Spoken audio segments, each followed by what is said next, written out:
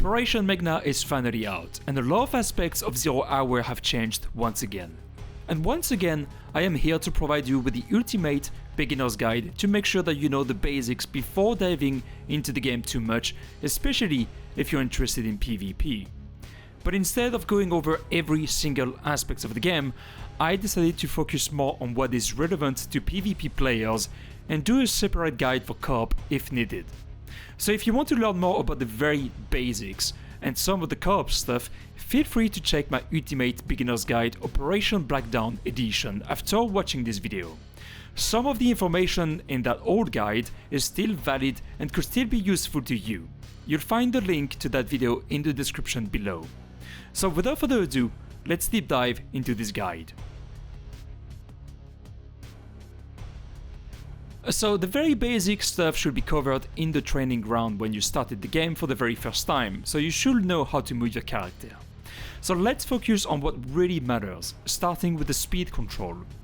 Changing your character speed is a very important aspect of the game, since it will help you manage your stamina, which impacts how well you can aim, but also how much noise your character is making.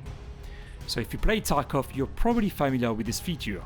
So to change the speed of your character, simply scroll up or down with your mouse.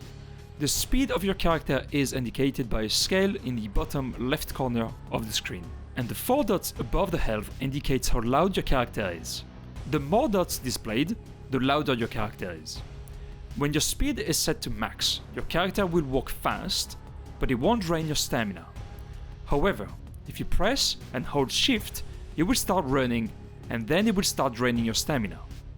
If your stamina is too low, you will stop running, and you will start breathing heavily, which can actually be heard by other players very easily, thus giving your location away. Also, your speed settings when standing and when crouching are not connected, so you can actually switch between fast walk and very slow crouching, or the other way around, or very slow walk and slow crouching. It really depends on what you want to do, but you can basically easily switch between those speed controls or speed settings by simply pressing C. Besides that, there are a few important keybinds that you should know before getting into the game.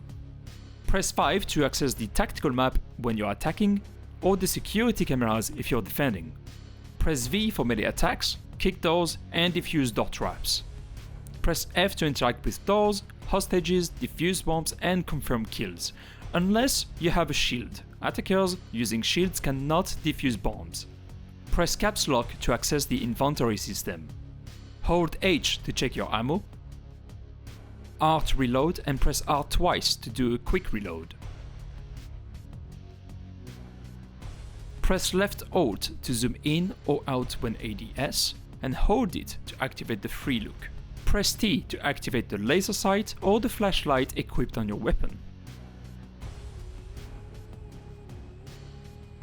Switching and using gadgets in Zero Hour is quite different to what you usually have in other games, and there is a reason for that. It's something that confuses a lot of players, but basically there is no direct shortcut to specific actions like throwing a grenade or equipping and using your night visions and whatnot, and that's because gadgets are not something that you get by default in Zero Hour. You cannot have all gadgets on you, so you only have them if you selected them as part of your loadout for the next round, and you can choose only up to 2 gadgets. So 2 gadgets per round. And you can basically divide all gadgets in 2 main categories. Category 1, that is usually labeled as Gadget or Utility 1 in Zero Hour, and those are available in a limited amount for 3 rounds. And then you have Gadget 2 or Utility 2 as labeled in Zero Hour, and those are available in an unlimited amount for 3 rounds. So the first category, Gadget 1, like the C2, the C4 charges, the night visions, the door traps, are always assigned to the key 3 from your keyboard. And the second category of gadgets, like the under-door cameras, the smoke grenades, or the spare flash and frag grenades, are always assigned to the key 4 from your keyboard.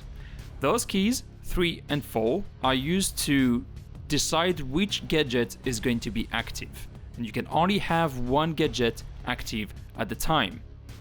Once done, Once you have activated your gadget, the one you want to use, you can press G to either install or throw or consume or activate and deactivate your gadget. Some gadgets will also require you to press F or hold F to activate it.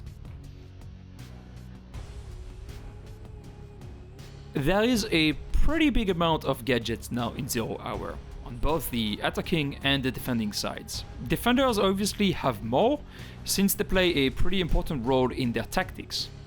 So in this section of the guide, I will teach you how to use each of them. NVGs will always be in the first gadget slot. So that being said, to use them, press 3 and then press G.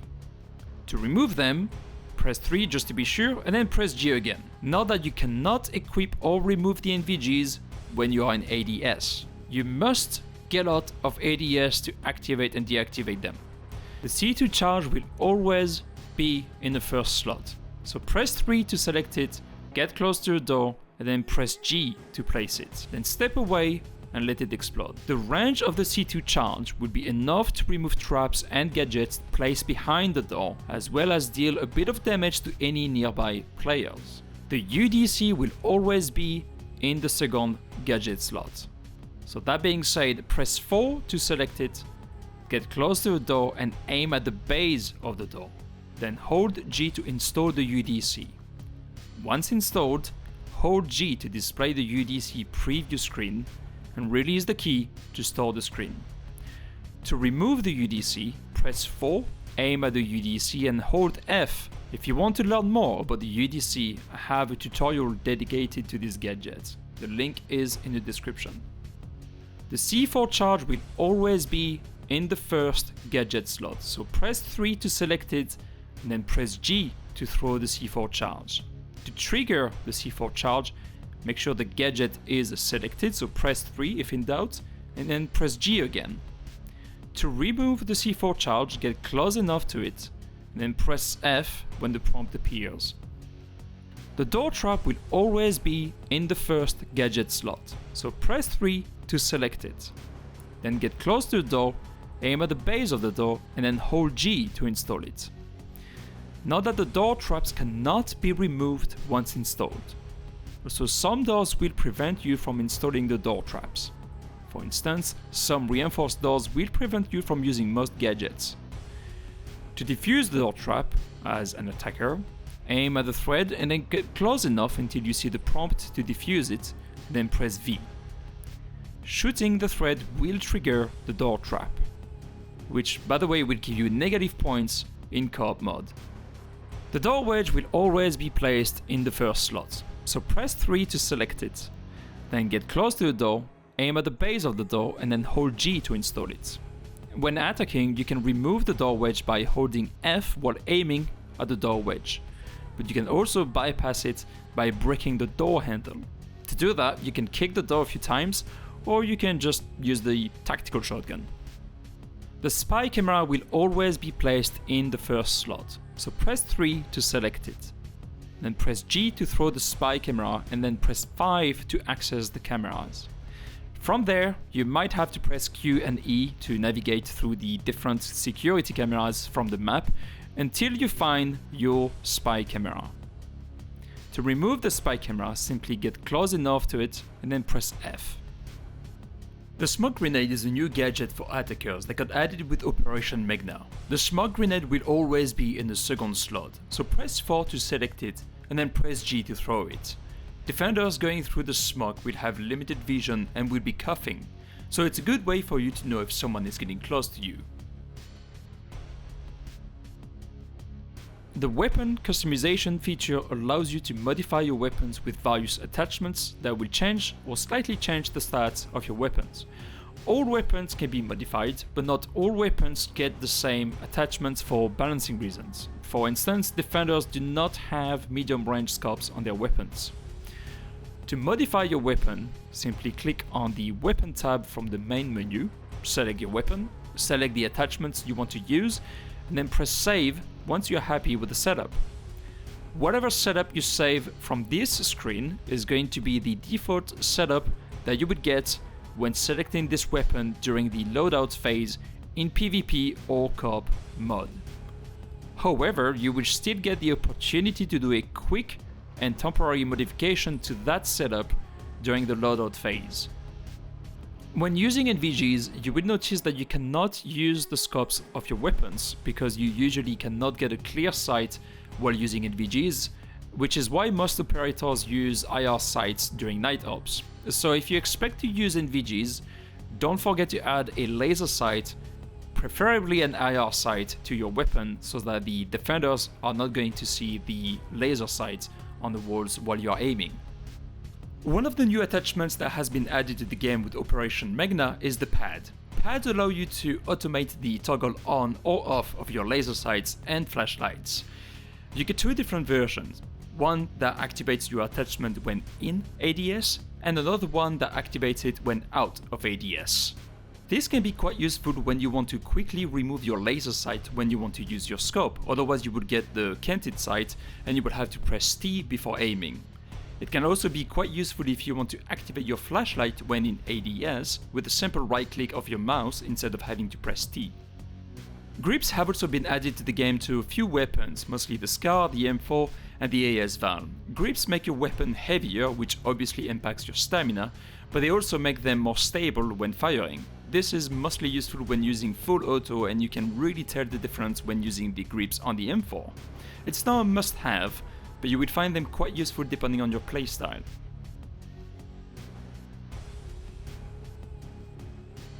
So, PvP mod. The PvP in 0 Hour is pretty similar to what you have in most competitive games. Two teams facing each other, cities on attack and terrorists on defense. So there are three main phases in matches, and each of them are time limited, so you will have to act quickly in some of them. That's when having pre-made tactics, a good team with good communication is important. Also, the phases on the attacking side are different to the phases on the defending side, or there are some differences. So the phases when attacking are as follows. Phase 1, loadout phase. You pick your weapons, you make a few modifications to the attachments, and then you decide on the primary and secondary gadgets that you want to use. Phase 2, tactical map and deployment. That's when and where you can see where the objective will be, depending on the game mode. That's where you can also decide where to deploy with your team. Phase 3, action. The phases when defending are as follows. Phase 1, loadout phase and objective location selection. So this is where you can pick your weapons, you can make the modification to the attachments, you can decide on your gadgets as well, and you can also decide where the objective will be, and I will explain that a little bit more later. Phase 2, preparation phase. This is when you can set your traps, move the hostage to a safer place if needed, and so on. And then phase 3, action.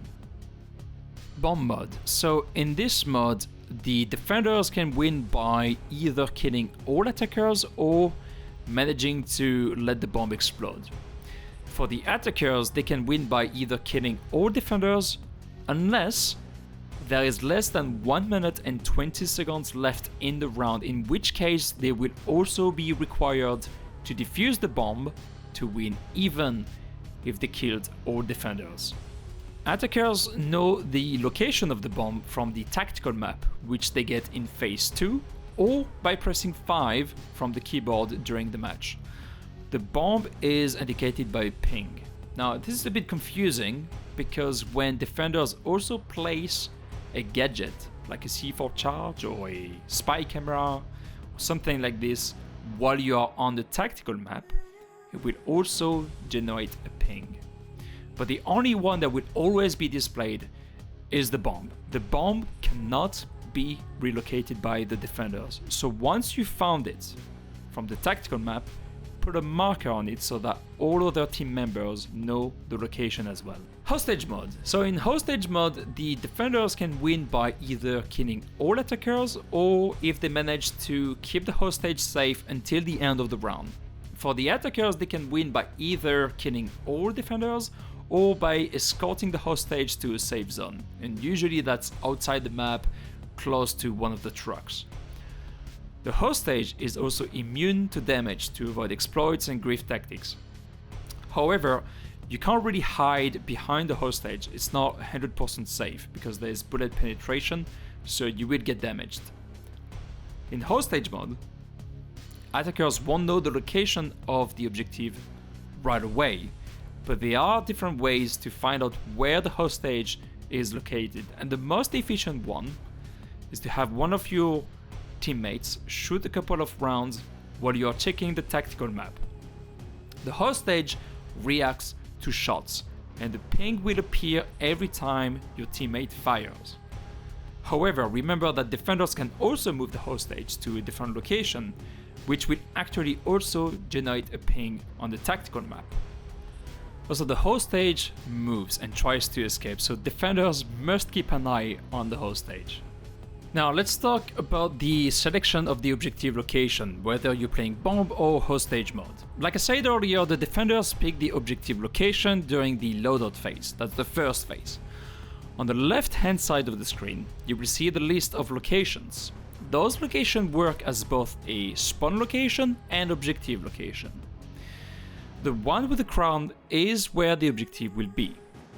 The game will pick one by default, usually the one at the top, which is not necessarily the best, but you can change this by clicking on the different one. And it basically works a bit like a voting system. The objective location with the highest number of defenders spawning there is going to be selected as your next location unless you have already won there, in which case the location will be grayed out and you won't be able to select it. Now, if you win the round, that location will be locked, like I said, and you cannot reuse it until you switch sides again. But if you lost the round, you can still reuse that location until you win. Before Operation Meghna, attackers had limited weapons but unlimited gadgets, while defenders had unlimited weapons but limited gadgets. Since defenders got several new weapons with the update, the team was able to add stock limitations to both weapons and primary gadgets to both defenders and attackers.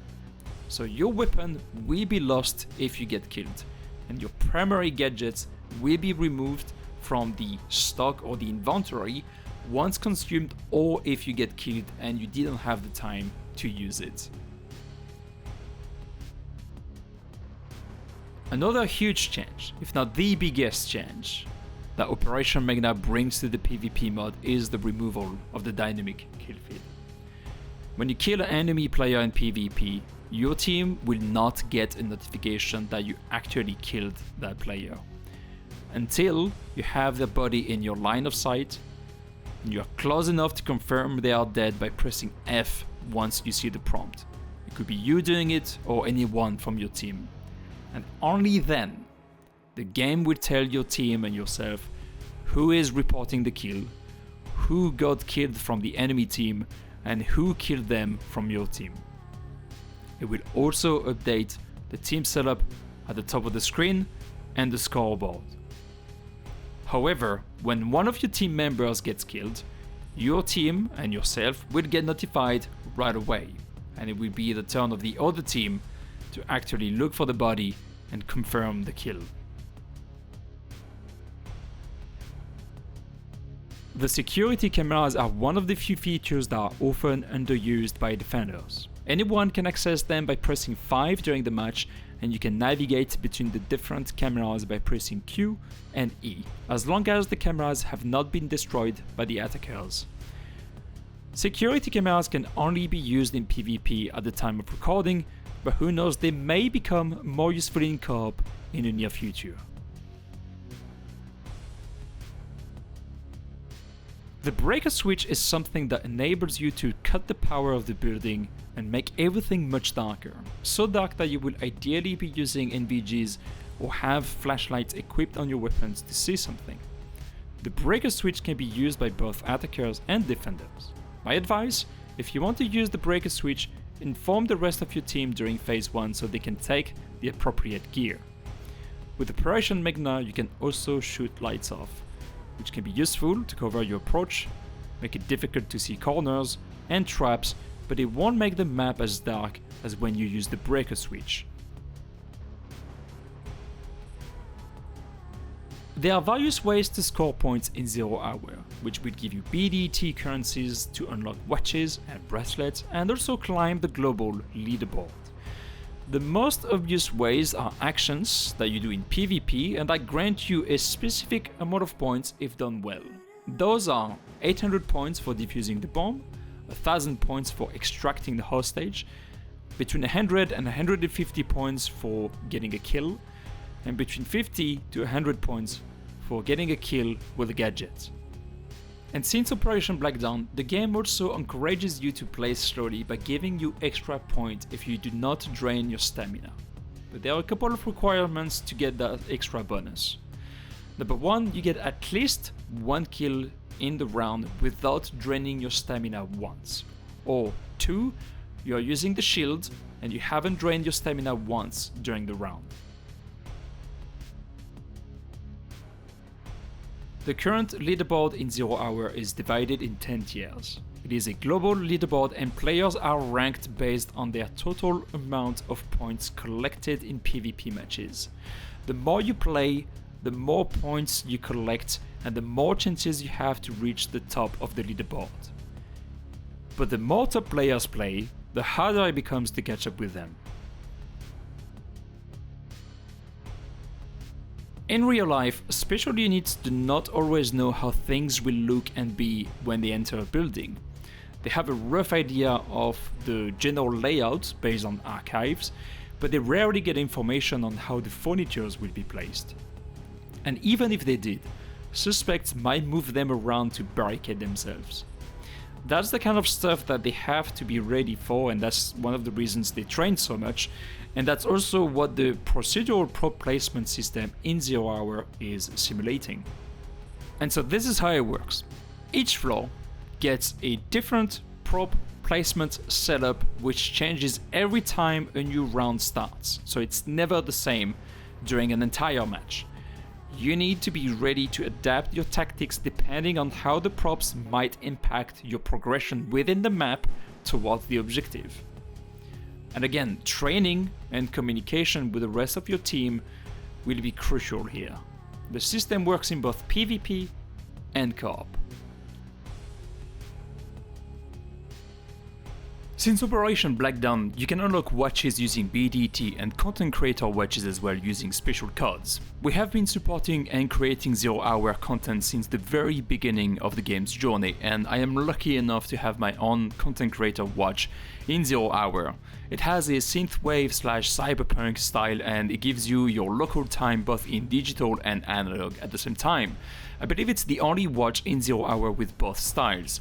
The name of the watch is the SH42000 and you can unlock it simply by going to the store and using the code SCOTTHOT42 in one word. And here we are, once again, and I keep saying it over and over again, to the point that I almost use the same script in all my tutorial videos. Communication and teamwork. Communication is the most important aspect of this game. This is what will help you have fun no matter the situation you will be facing, no matter the outcome of the match or the round. Even if you play with randoms, talk to your team during all the different phases and stages of the match. Even if you're not getting a response, tell them what you have on your mind. Tell them about the weapons you want to use, the gadgets you want to use, where you want to spawn, what kind of tactics you have in mind, if and when you need a +1 to follow you and breach with you. Communication is the most important aspect of this game and the most important aspect of any successful tactics. 0 Hour has a pretty healthy community, and that's because actions are taken against toxic players. So don't be afraid to use your mic. Don't be afraid to speak up and report inappropriate players so actions can be taken against them. And this concludes my Operation Meghna Ultimate Beginner's Guide. I hope you enjoyed it, I hope you learned something, I hope it helped you understand the most important features of the game, especially if you want to play PvP. I know I didn't include co-op in this beginner's guide because I think most of my audience is actually quite interested in PvP, so I wanted to focus more on that aspect of the game. If you enjoyed this guide, please consider leaving a like and to subscribe to support the channel, and if you want to go the extra mile, please share this video with your friends who might be interested in 0 Hour so that they learn all the basics before playing the game.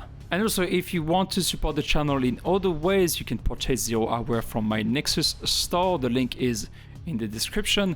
It's slightly more expensive than one you have on Steam, but part of the money goes directly to support the channel. You don't have to, but it's one of the options. I'm Hotrod, leader of the r.o.d.e Foundation, the one and only community establishing respect, originality, diversity and equality within the gaming communities. Thanks again for watching, and I will see you in the next video.